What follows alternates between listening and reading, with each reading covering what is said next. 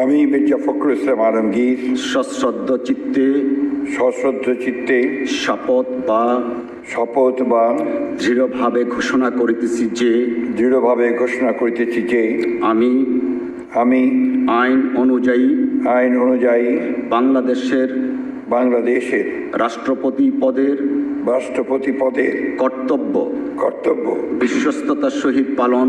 বিশ্বস্ততার সহিত পালন করিব। আমি বাংলাদেশের প্রতি অকৃত্রিম বিশ্বাস ও আনুগত্য পোষণ করিব। আমি সংবিধানের রক্ষণ সমর্থন ও নিরাপত্তা বিধান করিব এবং আমি ভীতি বা অনুগ্রহ অনুরাগ বা বিরাগের বশবর্তী না হইয়া সকলের প্রতি আইন অনুযায়ী যথাবিহিত আচরণ করিব। ধন্যবাদ।